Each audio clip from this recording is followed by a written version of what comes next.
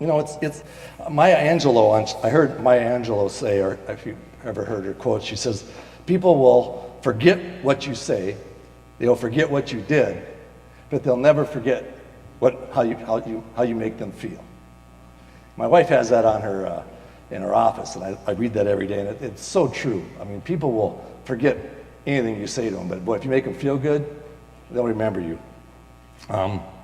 I've been in the life insurance business for about 36 years, and one of the first books I read was Ben Feldman's book, The Man from East Liverpool. Anybody read that book? Some of you old timers, yeah. I mean, Ben Feldman was one of those guys that I call him the best wordsmith there ever was. He could take a concept like insurance or whatever it was and mold it into a story and make it just jump off the pages. Would you guys agree that read that book? I mean, he's just amazing. And I still read that book and still use some of those techniques today. And I'm sure some of you have heard stories. We heard John tell a story. And stories will get you to react negative or positive. But a good story, when you're explaining what we do, is very, very, very powerful. And they'll get you to move in such a way. Over the next 25 minutes or so, I'm going to talk to you about a lot of the stories and things that I use when I come across difficult situations, difficult examples of clients that will say things to me that sometimes used to cause me problems. But before I get that, let's talk about the elevator talk. We all know what that is. What do you say when people ask you what you do? Anybody have brave enough to say that? This is the interaction part of my story, so. Anybody? Yeah. Help clients manage everyday risk. That's pretty good, because it kind of really, what's the purpose of an elevator talk? Yeah, just quite frankly, when they ask you, they're really not asking you to get a long dissertation. They're kind of asking you just to see what kind of person you are, just to break the ice. I've heard the strangest stuff. I mean, I've heard one gal the other day where I work, I asked her, she's in the insurance business, and I asked her what she says, and she said, "I'm a dream catcher. I help people accomplish their dreams." And I said, well, that sounds like something that you hear on the Las Vegas Strip. I mean, that really doesn't tell them anything about what you do. And so I'm a firm believer that you should tell them, get them excited. I always say, because I'm one of the old guys, I sell life insurance. I don't do investments. I don't even do annuities. I sell life insurance. So when people ask me what I do, the first thing that you should do is thank them for asking. Thank you for asking. I really appreciate that. My clients, they work hard at establishing and growing their assets. What I do with my clients is I make sure those assets go to where they want them to go the most tax-efficient way upon their deaths. That's what I do. And that usually generates some type of a discussion. A good story is kind of fun to get people to go. And I was thinking about that when I was reading the paper today. And this is the USA Today. It's pretty boring. There's not much to it, just the USA Today. But I can get you to think that I'm actually tearing this paper. And in reality, I'm really not tearing it, but you think I'm tearing it. You even hear the sound of me tearing the paper, right? And then, I grimace like it's getting hard for me to tear the paper. And then even the harder, when you get like the telephone book, it's hard to tear it. And then, as you're sitting here thinking, okay, I gotta put it all together and get this all taped together. But in reality, this is where come on. I'm really not tearing the paper.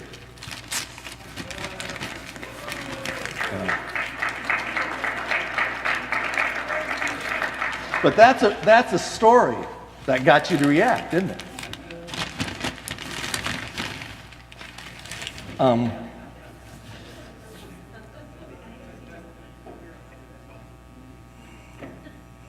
going to hit the slide here. Which one's the slide? Green one?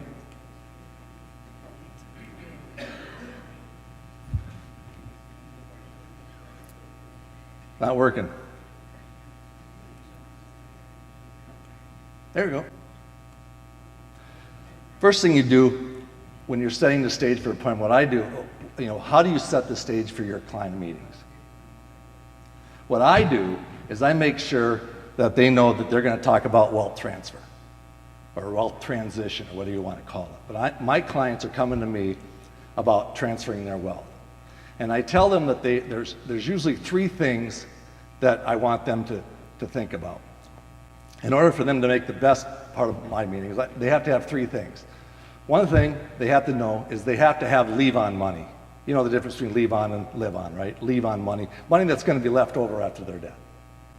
Number two, they have to be healthy, somewhat healthy.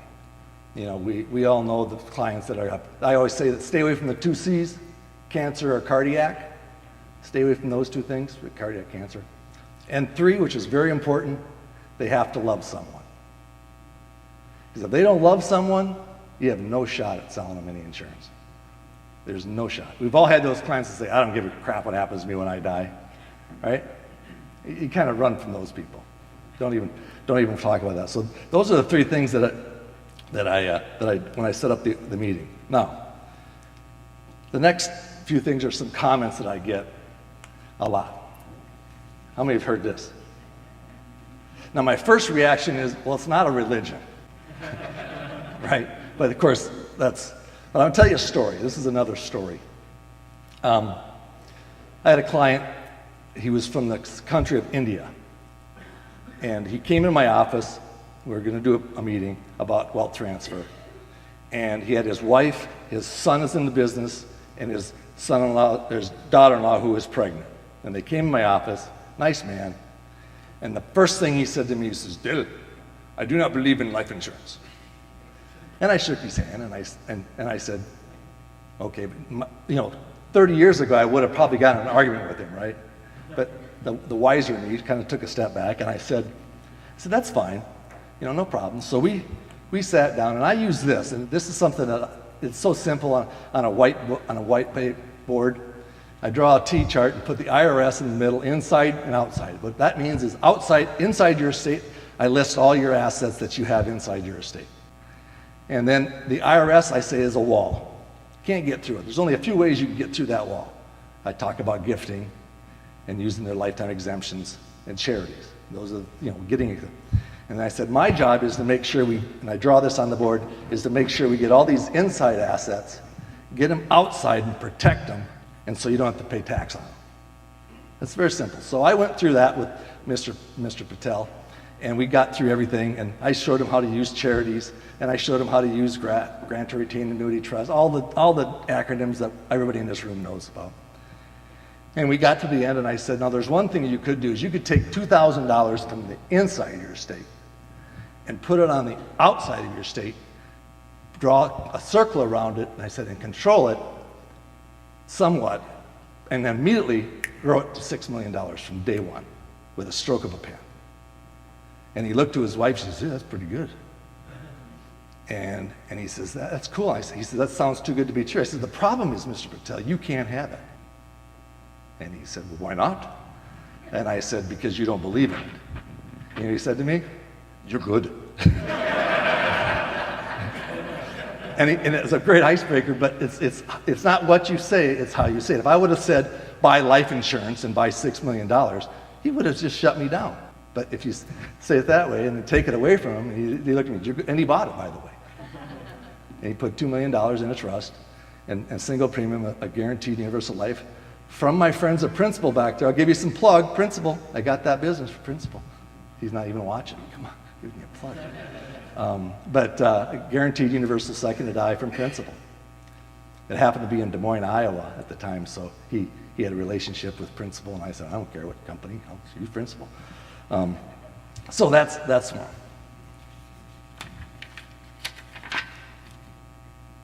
The next one is, why don't I just buy term insurance for this? How many have heard that before? I call them termites, I swear to God, is there any attorneys in the room? Good. I swear to God, everybody that goes to law school, they do an estate plan. The first thing they do is they teach them buy term insurance. And they put term insurance in a stinking irrevocable trust, which makes no sense to me for estate planning purposes. I can see for protection. And so, and it just drives me crazy. And I always say they're playing God.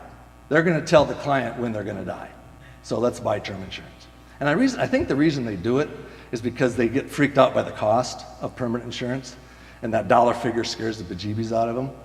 And then I think the other reason is they know how much I get paid for it. And they're getting paid to do the trust work, and they're getting their $3,000, $4,000, $5,000, $6,000, and then they see the commission that I'm getting paid, and they go, that's not fair. I think that's what it is, but that's beside the point. But anyway, this is a diagram that I use when I hear people say they want to buy term insurance. Again, I use the whiteboard a lot, and if I had it in front of you, I'd point to the section between 25 and 65, and I ask the clients, why do you buy life insurance at this stage of your life? And what's the answer? Yeah, that's one, but protection, income, what else? Young kids, but the key word is if they die, right? They buy it if they die. And I write if underneath it. Then I point to the age 65 to 100 and I says, what key word changes? Changes to when. They all get that, by the way. Everybody gets that. And I write when there. And I'll say, can I use term insurance here? They answer it. Well, no, because we don't know when I'm going to die. So exactly. So we use some type of permanent insurance to make sure that when you die, your family's going to get that money. It's if versus when. I use this a lot. Steal it. It works great. I really do. Water here.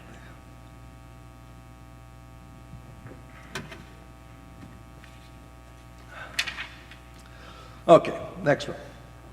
What kind of insurance should I own? I'm telling you, I got in the business. I was a debit agent at Prudential. That's how old I've been in the business. These guys in the room go, what's a debit agent, right? He knows what it is. I door to door collecting weekly premiums. That's how long I've been in business in Northeast Minneapolis. But anyway, back then we had whole life and term. And if you're lucky, you could combine the two. You had a term rider and stuff like that. That was it.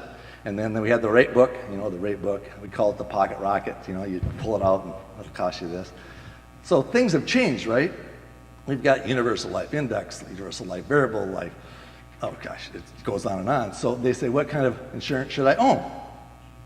And there are two reasons why people buy life insurance. I say this all the time. Very simple. Death benefit for the benefit of their family or their loved ones, and cash value for retirement or for themselves, right? Those are really if you boil it all down, those are the two main reasons why you buy it, right? So it's kind of like when you're buying life insurance, it's like a tug of war. The more emphasis you put on the cash value, the less emphasis goes on the death benefit, right? And vice versa. If I'm buying death benefit, less emphasis on the cash value. So it's like a tug of war. Sometimes I'll draw a seesaw on the corners, and more you put here is here, So I get clients all the time saying, what kind should I own? And I said, it depends what you're looking for. If they say they want a retirement vehicle, what products do you use? Cash value. Whole life, I talk to my guardian friends back there, whole life, it's that lower left-hand corner of the style box. It's kind of the non-sexy product, right? But it works. And then you've got the index, which is the new market product out there now. It's got all kinds of bells and whistles on it. I called Pac Life here. I called Pac Life on their product yesterday, and the guy couldn't answer the question. He didn't even know how it worked. And then there's variable life. But if you're going cash value, I always show all three, by the way. I never make that choice. If they say, I'm going to put $50,000 into a plan, I show them whole life, index, variable life. And also the universal life, just the basic universal life. I show all three, all four. I never tell them what to do. And each of them have their strengths and weaknesses, right?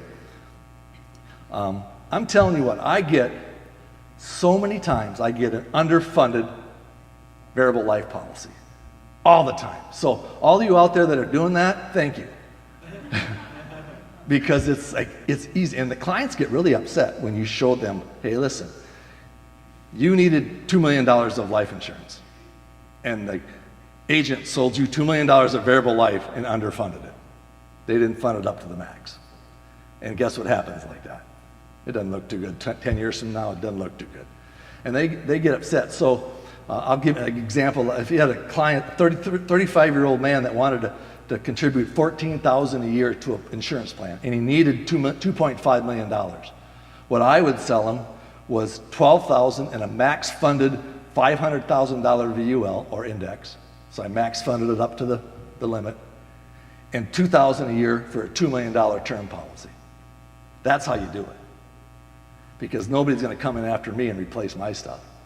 They may convert the term, and that's a whole other story, but they're not going to.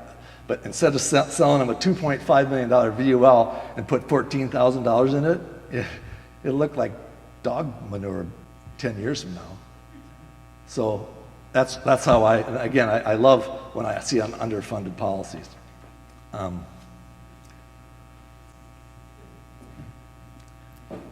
This is a good way in Florida. This is how we explain how whole life or variable life works. It's kind of like riding a wave. And anybody here body surfed before or surfed? Okay, so you kind of know. Regina, you know what it's like. You live on the ocean there. But if you get out and you catch a wave early and you get on top of it, what happens? You ride that baby all the way to the beach. I know in Minnesota we don't have enough waves like that, but the ice gets in the way, right? But anyway, but what happens if you don't catch the wave? Boom, it drives you right into the sand, right? Life insurance is the same way. If you underfund a variable life, you don't catch the wave early, and these are overfunded policies, high cost up front, they're upfront cost, that'll just eat the thing and you'll drive it. But if you get on top of it, it gets going and goes well. And I forgot to tell a story I used to use in Minnesota all the time about term insurance. I'm going to go back to that. I apologize. Just reminded me I forgot that. But if you get somebody that likes to buy term insurance, I always say, buying term insurance and putting it in an irrevocable trust, in Minnesota you appreciate this, it's like wetting your pants in the middle of wintertime. At first it feels pretty good. Then after a while, not so good. And that's term insurance. Now in Florida, they look at me like I was crazy when I said, what do you pee your pants in wintertime? But everybody in here has probably done it as a little kid, and you're going, that feels good. But term insurance is just like that, right?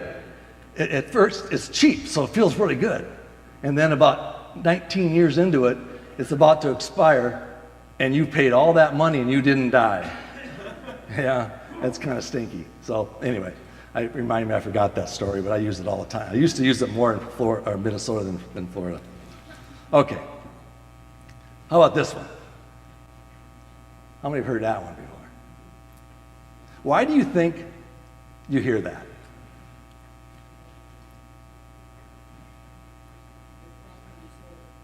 Improperly sold is probably correct. But I think there's one other reason. And the other reason I think it is because what it's called. Insurance. They assume or associate life insurance with auto, home, long disability or whatever. There's no cash in it, so if you don't use it, you lose it. That's how they assume it, so it's a cost. We in this room have to convince them to change that word cost to what? Investment. But yeah, what it does. You've got to change it to investment. Excuse me.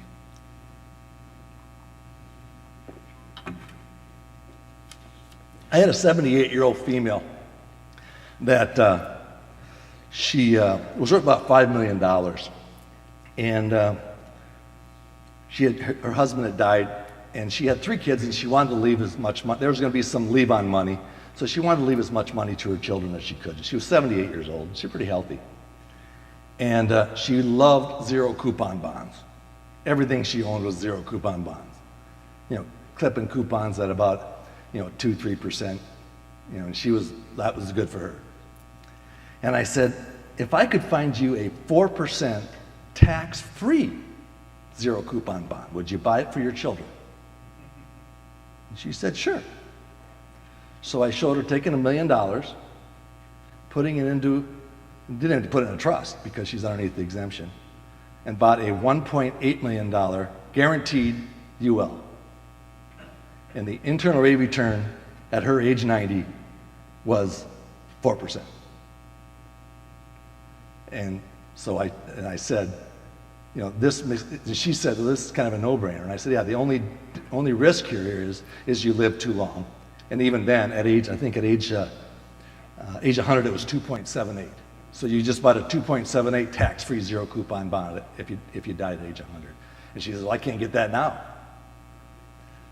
Interesting story. About 10 years ago, when her husband was still alive, I tried to sell them a second to die in a trust, and they didn't buy it because I called it insurance. So that was an aha moment for me. Yeah, gee, dummy. Don't call it insurance. If they're used to if they like some type of investment, use that against them. For them, I shouldn't say against them. Okay. How about this one? Life insurance is a bad investment. I get that a lot. And my answer usually sounds something like this. I said, you're right. It is if it's used improperly. And let me explain. I do a lot of work with professional athletes. I lucked out down in Florida.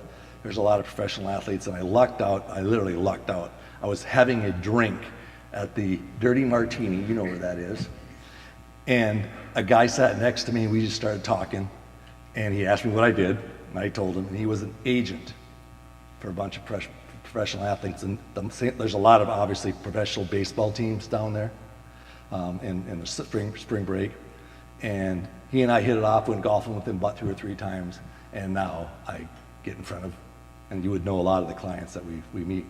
One thing I like about baseball players, their contracts are guaranteed. You know? So when they get the $35 million, we know we're going to get $35 million. And I only just want a little bit of it. That's all I want.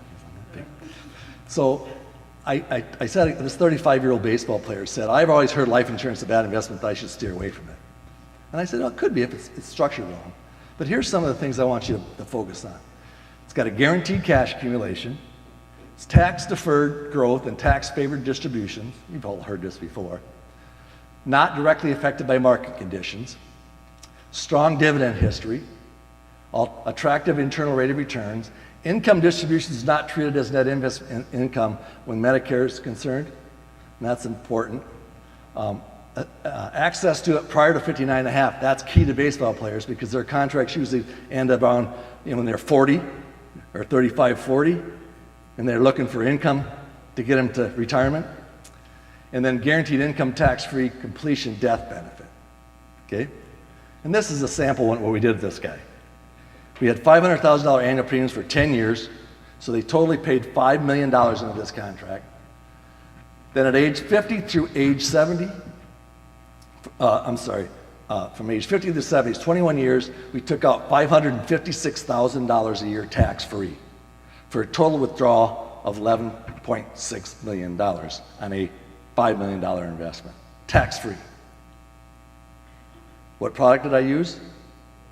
Whole life. And the reason I use whole life for these guys is because this is that non-sexy, I think I even put it down there. I'll keep going here. The cash, at age 85, the internal rates of return, I have 8.21 taxable, pretty impressive. But I always point to the bottom left-hand corner of the Morningstar style box. We all use this all the time. It's the non-sexy product, whole life. You're gonna probably be bored with looking at it, but it's a good product for these guys. They don't want the variable index. They don't want the risk. They like this, stick it in the corner and not do that. And another reason baseball players like it, and I hate to say this, is they're not very good savers. They spend, these guys come in with the bling like you would believe.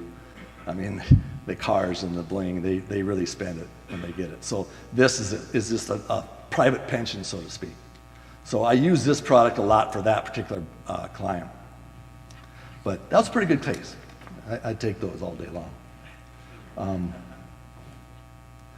This is why ultra wealthy people think in terms of percentages. True story. This was in Minnesota here. We were meeting with a guy, he was worth $150 million. And we sold him a $90 million second to die with a $2.2 million fully target annual premium. That's good, right? $2.2 million annual target premium, the biggest case I ever. In fact, it was the biggest case of that insurance company's that for a long time. It was a huge one, right? We had it all underwritten. We used 3 companies. It was all of them. We're sitting in this boardroom around the table with the attorneys, the client, and the broker who had referred me in. All ready to get it all signed, sealed, and delivered. I was already spending my check, right? And the attorney turns to the client and says, Mr. So-and-so, you don't have to do this. You've got enough assets to pay any estate tax. And I just about shit. I wanted to kick him, but I just sat there. And then what the client did altered the way I sell to older people or wealthy people. He turned to the broker and he said, I want to get the numbers right. He said, okay, got it. Whoops, how do I go back? Yeah. He said, so you're asking me to invest, okay, I apologize, I should have had these numbers in my head, but he turned to the broker, he said, how much did you make on my accounts last year? And the broker says, I made you about $10 million on your account. So 150, you made about 10 million. And he said, so you're asking me to invest 2.2% of my growth to grow my net worth by 60%. That's kind of a no-brainer. And I'm going, this is good. But it was an aha moment for me. Wealthy people, remember this guy, when you're talking wealthy people, they don't think in 2.2 million a term or 2.2 million of premium. They're thinking 2.2%, 60%. They always think in percentages. And I still do that today when I'm meeting with wealthy people. The premium is a $1 million premium or a $500,000 premium, taking a percentage of their accounts or a percentage of their annual income, whatever. Just use percentages. It does resonate to them. And the other thing I found out about wealthy people is they want to die with the most money. Their egos are unbelievable. I mean, if they find out that so-and-so's got a $50 million policy, they're going to $60 million. I mean, it's amazing, the egos of wealthy people. Okay? How much insurance should I have? How many get that? What do you say? How long do you plan on being dead? I like that one. I remember that one. You're stealing my thunder here. If I'm talking to a normal or average citizen, the guy that's not a multimillionaire, I'll say, we could go through a full analysis and determine, if you figure out calculation of how much replacing your income for this many years, and you know what? 9 times out of 10, it's going to come back to this. A dual income family, 10% of your annual income.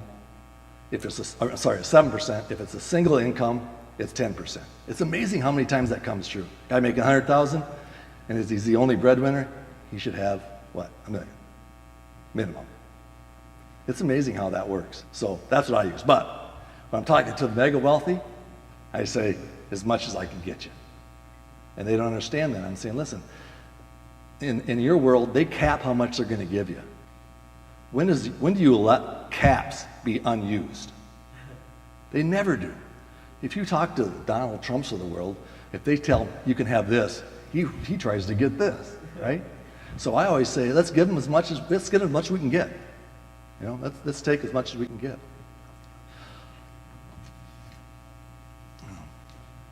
I hit this a lot. And now that Trump's in office, I hear it even more because he's going to get rid of the estate tax, right?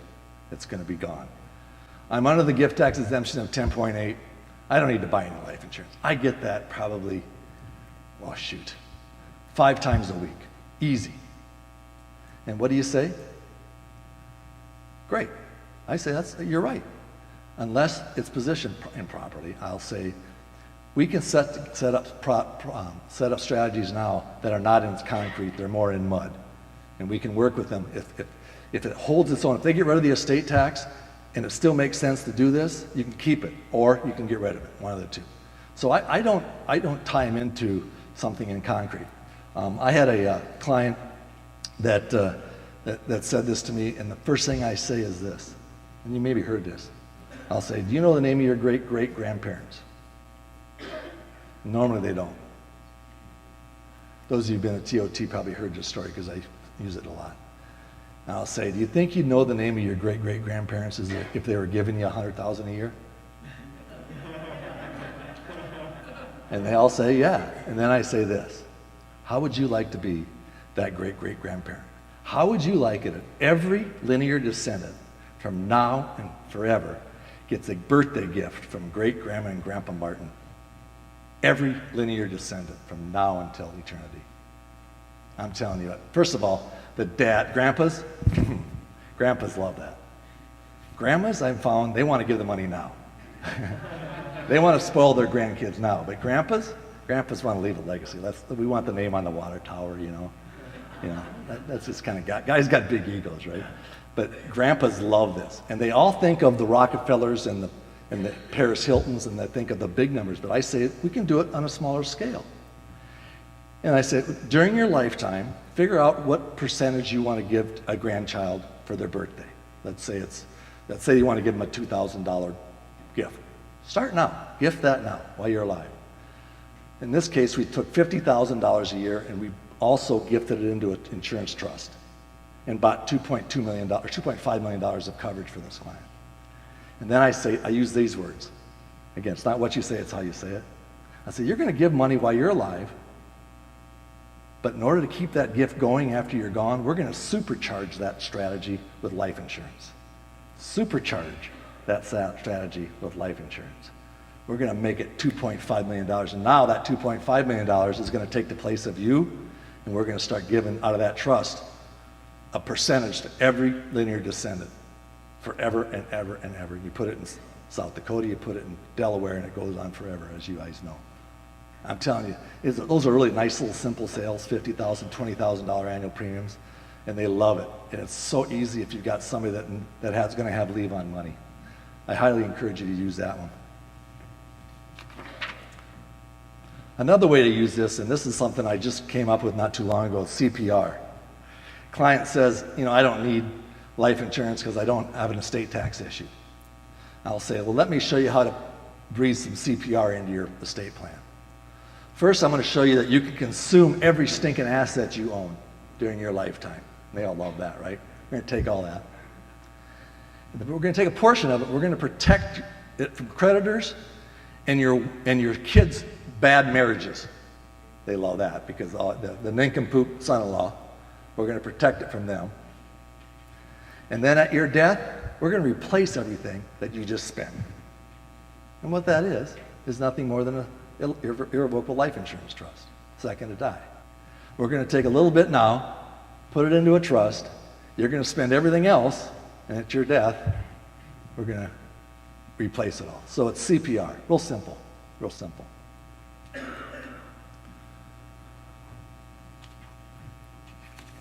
One thing I tell clients all the time, when I'm speaking in front of, I want you guys to take you back to, you're sitting in a movie theater, and you're watching Tom Hanks, Julia Roberts, do their thing. And you get engrossed in that movie, right? And you're actually there. It feels like it's real. It's right there, right? Otherwise, that's the fun of going to a movie theater, right? Now I want you to take it back 2 years prior, that same scene. And you got Tom Hanks with paper in front of him reading to Julia Roberts. And they're reading, they're stopping, and they're adding living, and they're saying, can we say this, or what? They're practicing it, right? The same scene that you saw 2 years later looks like what you're seeing, but 2 years earlier, it was a mess, right? I implore you, when you're sitting down with clients, know what you're going to say, practice all these little things that I've heard over the years. I practice them. My wife is sick of me practicing on her, but I practice them until I got them down. And then when you're in front of the client, it just comes out like nothing. And you remember things, jog memories, boom, it jogs. I remember it goes. So I encourage you to practice, practice, practice. And I always finish with a poem, which I practice. I say it every night when I go to bed. I say, now I lay me down to snore, insured for several thousand more.